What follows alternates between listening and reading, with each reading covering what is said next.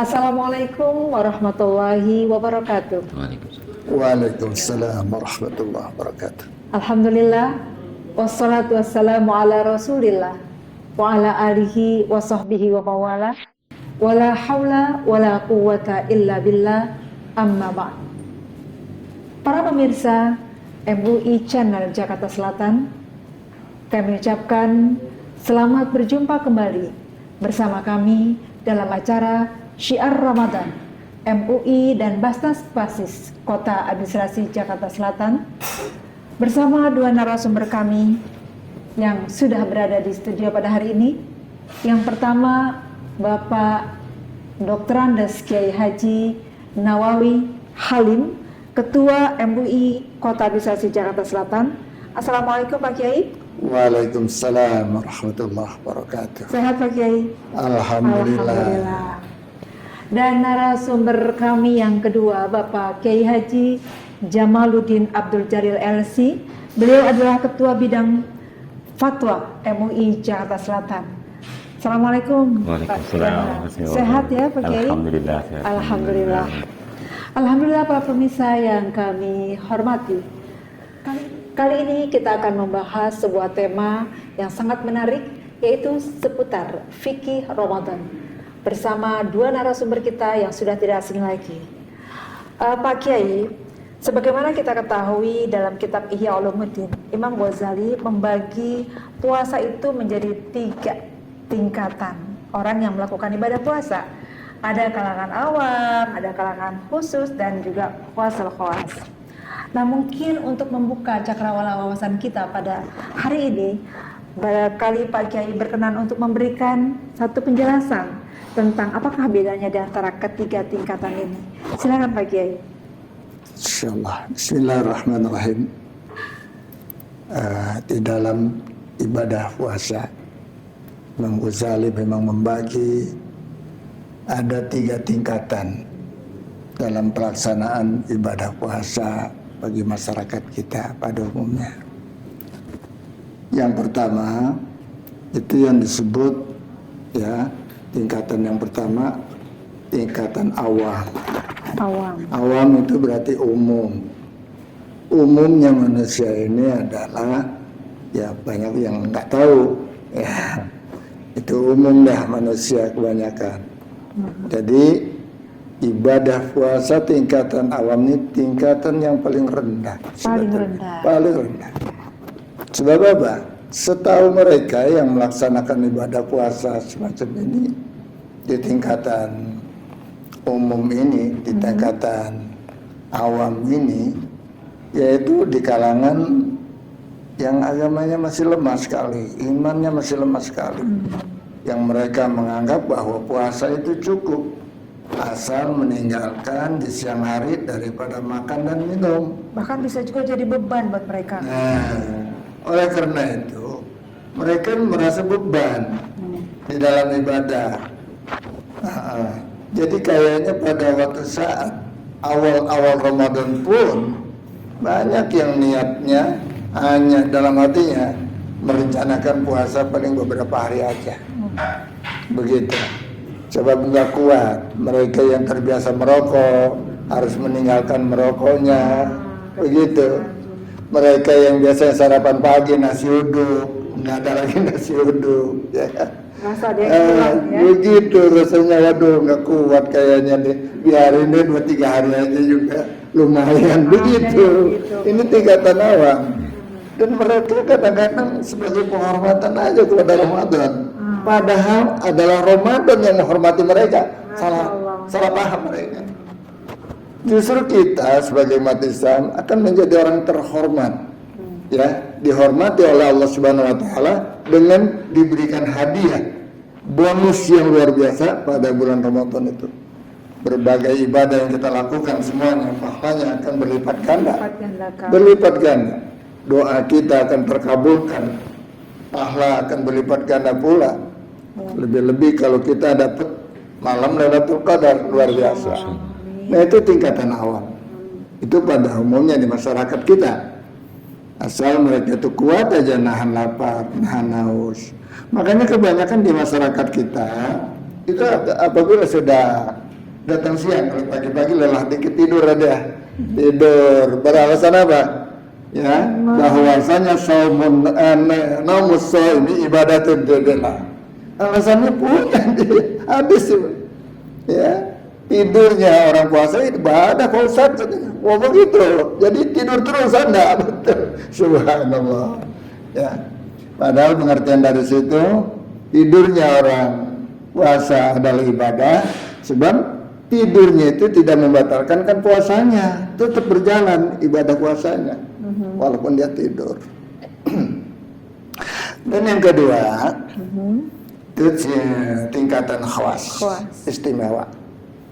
Mana yang istimewa ini selain daripada meninggalkan daripada yang makan, minum, ya, juga meninggalkan ya daripada maksiat.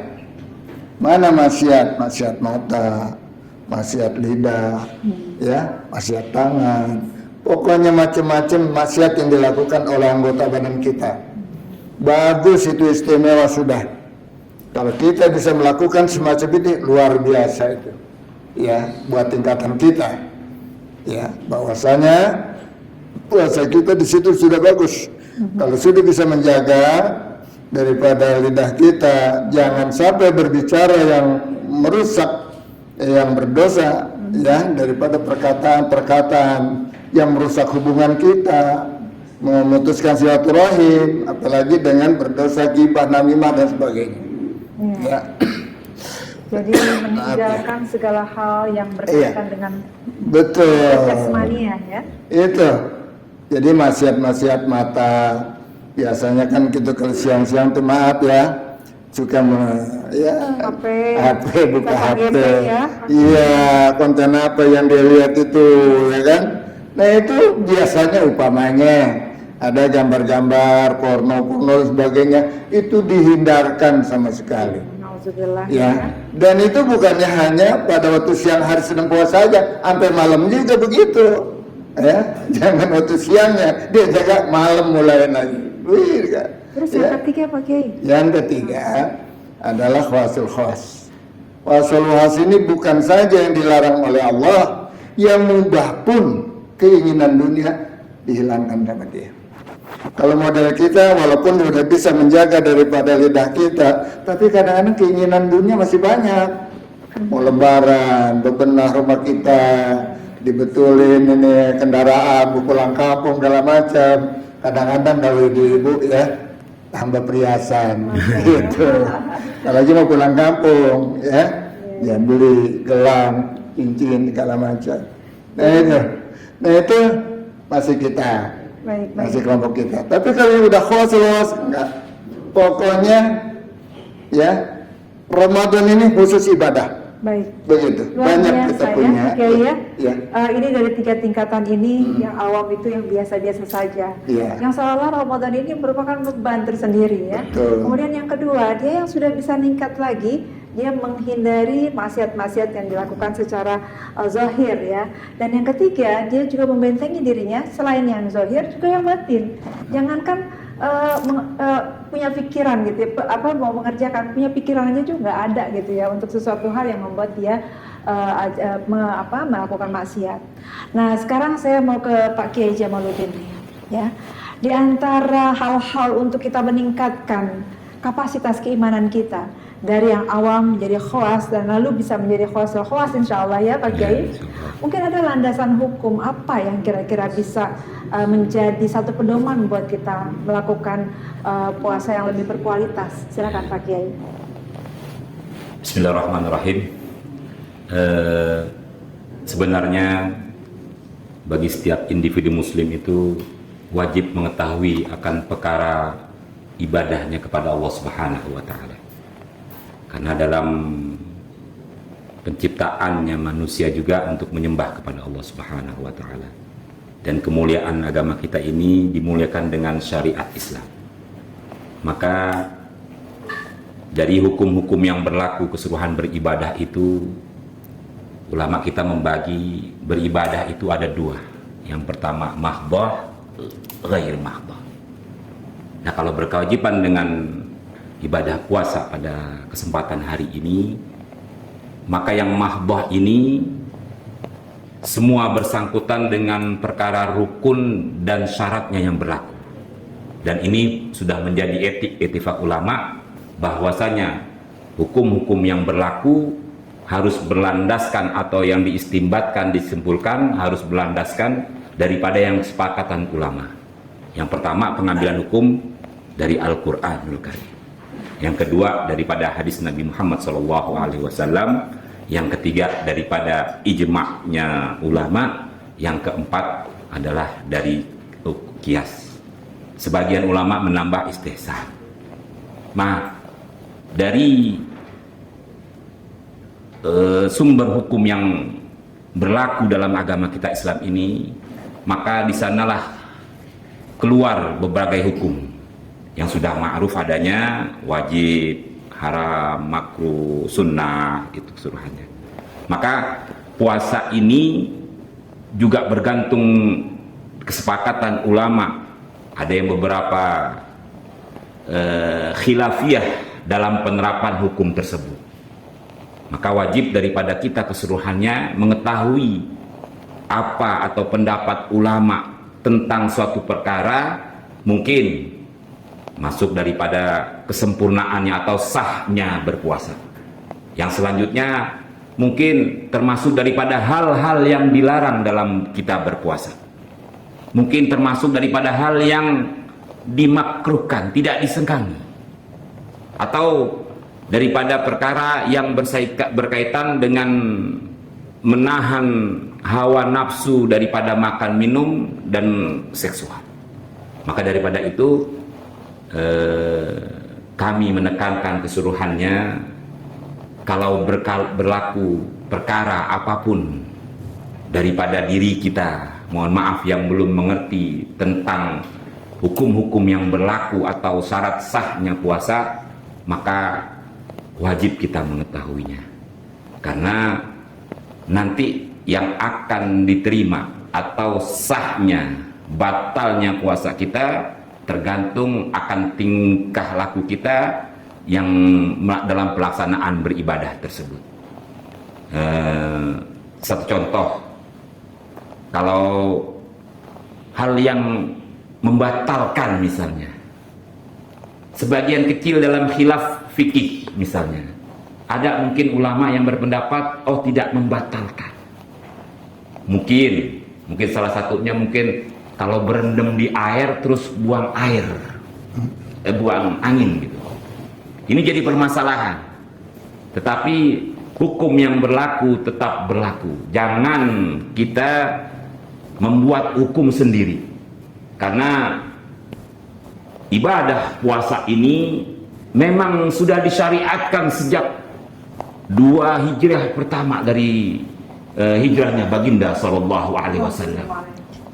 Maka para sahabat, tabi'in, keseluruhannya para a'immah membuat kesimpulan hukum yang berlaku dalam pedoman berpuasa, dalam istilah kita hukum fikihnya. Baik, begitu. Luar biasa ini bahasannya Pak Kiai Jamal ya, terkait dengan hal tersebut ya. Jadi apapun yang kita lakukan selama kita berpuasa itu mengandung konsekuensi hukum ya. Betul. Terkait dengan ini, bagaimana supaya kita berpuasa tapi pahalanya itu jangan sampai hilang begitu saja.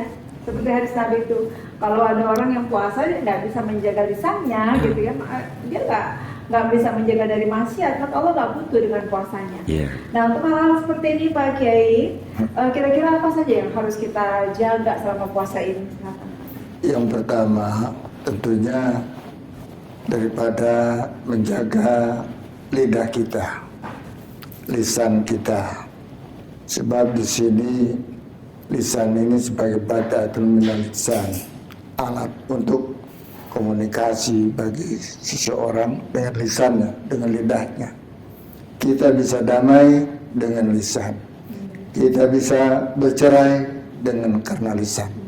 Oleh karena itu pandai-pandailah menjaga lisan, terutama ketika kita sedang beribadah puasa. Ini yang paling penting. Jangan sampai kita sedang puasa, lisan kita tidak berpuasa.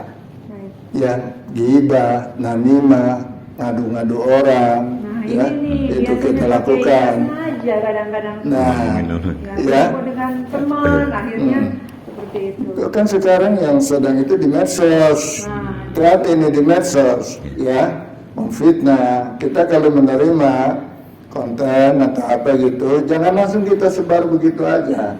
Kita harus lihat dulu kebenarannya. Harus bisa dipertanggungjawabkan. Iya, Ya. andai kata benar pun kalau itu ada unsur-unsur fitnah, maka hendaknya kita hindari. Baik, berarti Nggak kita usah. menahan diri Betul, dari tahan diri. hal-hal semua itu, termasuk menahan jempol kita, jantung Betul. kita, ya. Betul. Gimana kita mengendalikan itu? Iya. Nah, terakhir sebagai closing statement, mungkin Pak Kiai Jamal ingin mempertajam ini.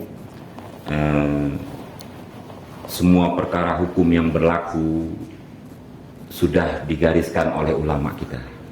Sekarang menjadi tuntutan kita mengkaji, mentalaah berbagai hukum meskipun sifatnya khilafiyah.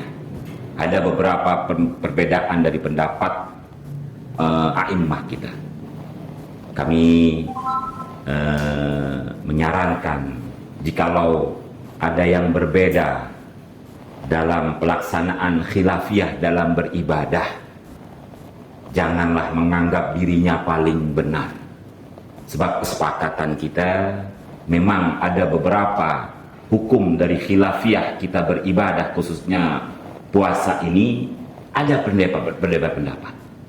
Maka kami harapkan keseluruhannya bagi kaum muslimin dimanapun berada, mari sama-sama kita menjaga keharmonisan kita, menjaga, menghormati pendapat yang lain yang berbeda dari kita, tapi tetap melaksanakan dalam perintah menjalankan puasa dalam agama kita. Nah, Terima ini kasih. berarti ada juga stresinya dengan ini makalah ulama atau hadis Nabi, ikhtilaful ulama rahmah. Nah, itu bahwa perbedaan pendapat di kalangan ulama itu adalah rahmat. Semakin kita punya wawasan yang tinggi terhadap pemahaman agama kita, maka sikap toleran kita akan semakin bagus, ya. Dan sebagai kesimpulan terakhir bahwa alhamdulillah hari ini kita sudah mengkaji terkait fikih puasa. Mudah-mudahan kajian kita hari ini benar-benar bisa menambah wawasan kita, keyakinan kita, sehingga kita lebih mantap melakukan ibadah puasa kali ini. Jangan sampai menyia-nyiakan waktu, maka jadikanlah puasa ini seolah-olah adalah puasa atau Ramadan kita yang terakhir, sehingga menjadi motivasi kita untuk lebih baik lagi. Demikian, terima kasih. Wassalamualaikum warahmatullahi wabarakatuh. Waalaikumsalam warahmatullahi wabarakatuh.